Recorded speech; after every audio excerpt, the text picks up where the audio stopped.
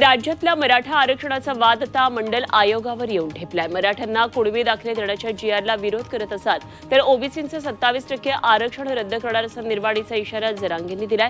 मंडल आयोगाच्या अहवालालाच आव्हान देणार असल्याचं त्यांनी सांगितलंय। मंडल आयोगाला कुणीही आव्हान देऊ शकत नसल्याचा दावा ओबीसी महासंघाचे अध्यक्ष बबनराव तायवाडे यांनी केलाय।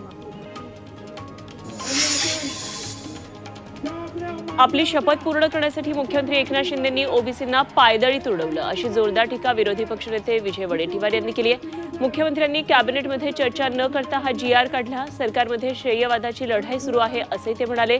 ओबीसींवरील अन्यायाच्या विरोधात येत्या 5 फेब्रुवारीपासून ओबीसी नेते चैत्यभूमीपासून शक्ती प्रदर्शनाला सुरुवात करणार आहेत।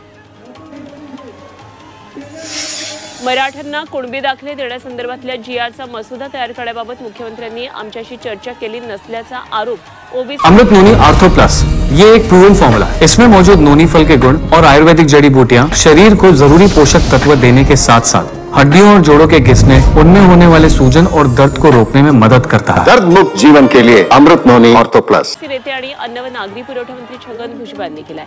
मराठा समाजाचं सर्वेक्षण हे चुकीच्या पद्धतीने सुरू असल्याचा आरोप भुजबळांनी केलाय। जात बदलून मराठा नाव पुसून आपल्याला आरक्षण पाहिजे आहे का असा सवाल भाजपचे माजी खासदार निलेश राणेंनी केलाय। कुणबी समाजावर आमचं प्रेम आहे, मात्र या लढ्यामध्ये मराठा आरक्षण कुठे आहे असा सवाल राणेंनी केला।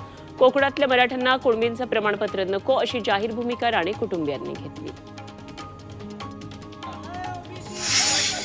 सरकारनं मराठा आंदोलन संपुष्टात आणण्यासाठी काढलेल्या अध्यादेशाला राष्ट्रीय ओबीसी महासंघानं चंद्रपूरमध्ये विरोध केला। सरकारच्या सामाजिक न्याय मंत्रालयानं या अध्यादेशावर हरकती, आक्षेप आणि सूचना मागितल्यावर आता राष्ट्रीय ओबीसी महासंघ चंद्रपूरमधून मोठ्या संख्येनं आक्षेप आणि हरकती पाठवत आहे। मराठ्यांचं ओबीसीकरण थांबवण्याची मागणी त्यांनी केली आहे।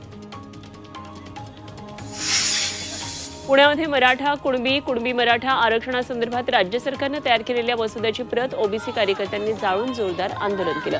सगळे सोयरे शब्दाचा समावेश या अध्यादेशामध्ये करण्याचा प्रस्तावित आहे आणि त्याला ओबीसींकडून विरोध होतोय। सरकारने हा निर्णय मागे घ्यावा या मागणीसाठी पुण्यातल्या मध्यवर्ती प्रशासकीय इमारतीसमोर ओबीसी कार्यकर्त्यांनी आंदोलन केलं।